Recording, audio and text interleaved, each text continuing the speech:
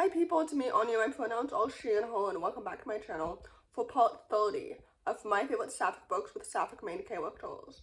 And with that said, happy Pride Month. The first book on this list is called Navigating with You. This book is a YA contemporary graphic novel following two sapphic main characters who bond over their favorite manga. I think this book is so good and so fantastic.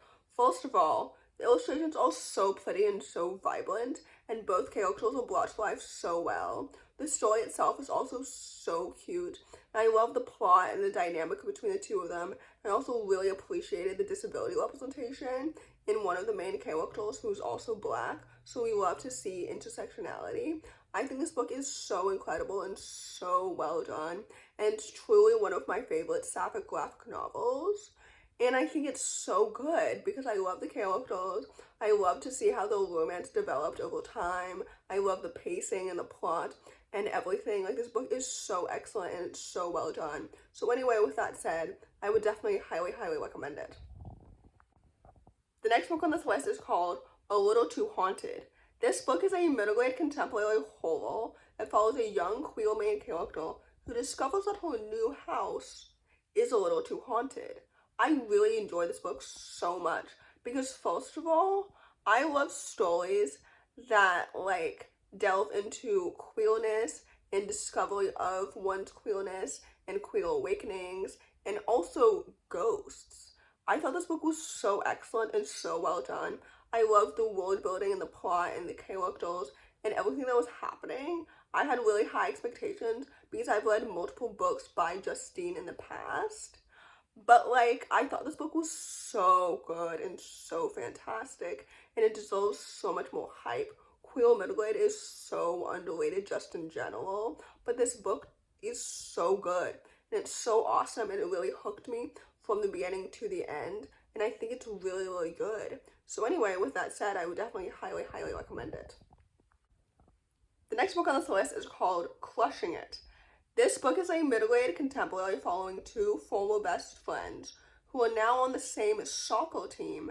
And basically, I think this book is so good and so fantastic because, first of all, I love books that have a sort of sports team or group or something involved in it because I love found family. And I also love a connection as to why the two main characters have to work together now, despite being former best friends. And I love the romantic trope of best friends to enemies to lovers, because frankly it reminds me of Sheila and the Princesses of Power, which was one of my favorite TV shows that I watched during the pandemic, and I think it's so good.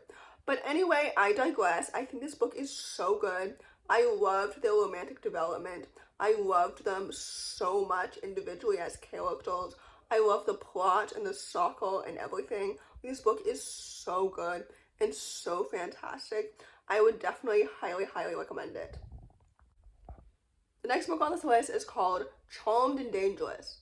This book is a YA urban fantasy following a young black sapphic main character who's trying to solve a series of magical mishaps while also fake dating her boss's daughter. I thought this book was so good and so fantastic.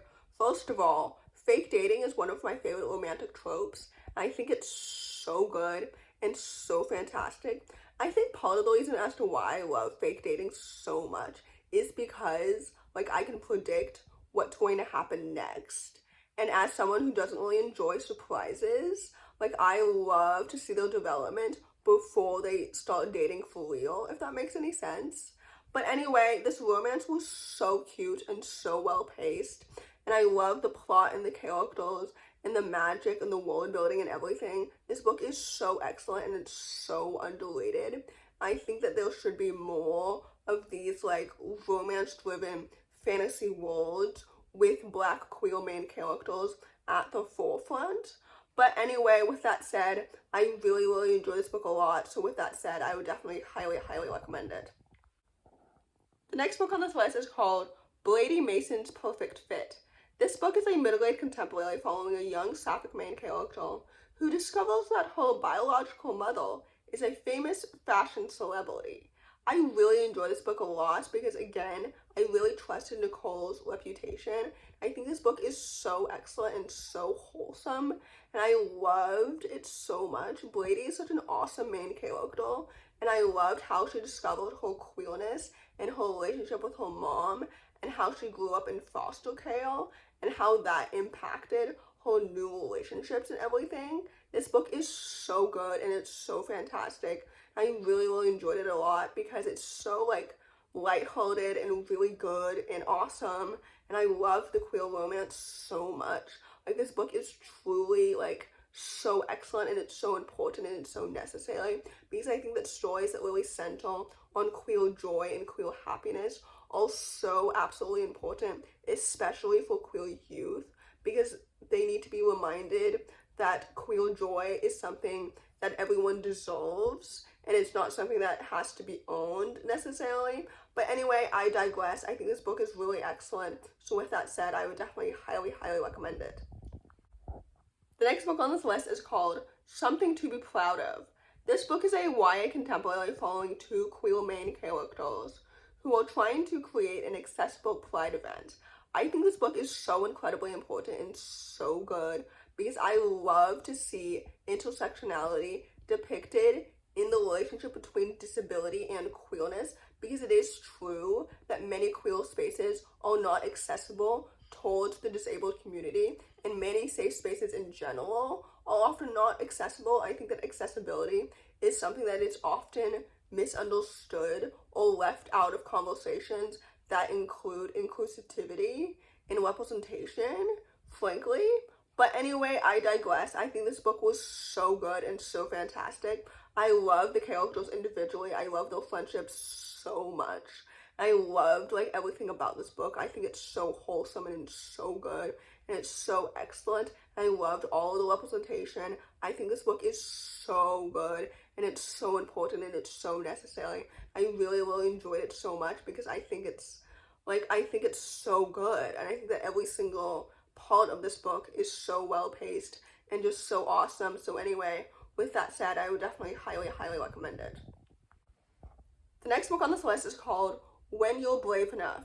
This book is a middle-aged contemporary following a young Jewish lesbian main character who is navigating her own queerness and figuring that out while also navigating a bat mitzvah and a new move and being in theater. I think this book is so good and so fantastic because, first of all, I love the characters so much. I love the queerness so much. I think it's so important to have stories that really center on queer joy, especially when it comes to young lesbians, because I think this book is so good and so awesome and so wholesome and happy and lighthearted and just really good. I loved the queer romance. Like, I loved her relationship with her family and her sister and her parents and her Jewish faith and everything. Like, this book is so excellent and so wholesome and it's so underrated, frankly. So anyway, with that said, I would definitely highly, highly recommend it.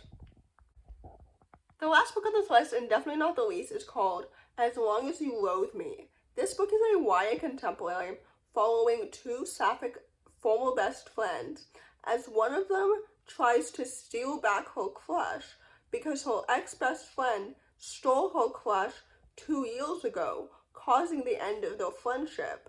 And now that best friend is still currently dating him. So that's fun.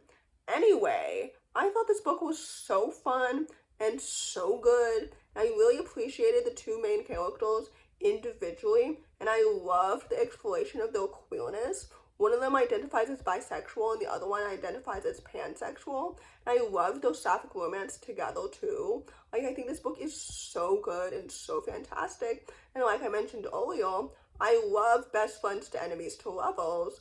And I thought this book was depicted so well and just so good. The plot and the pacing and the family dynamics and the friendships were so good and so fantastic. So anyway, with that said, I would definitely highly, highly recommend it.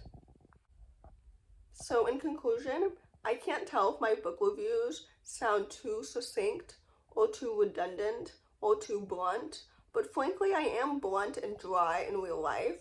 So this is just a representation of how I talk, but like I've been told that my videos sometimes sound too scripted or something. But anyway, in conclusion, I hope this video helps diversify your bookshelf and serves as a reminder that queer representation is so important and will always be incredibly necessary. And I think that queer representation normalizes queerness, which is very important because queerness is normal and there's nothing wrong or sinful or weird about being queer. So anyway, in conclusion, happy Pride Month, and if you enjoy this video, please don't hesitate to give it a big thumbs up. Comment down below your favorite fruit emoji if you made it all the way to the end of the video. So thanks for watching, subscribe to my channel if you're new, and I'll see you in my next video. Bye!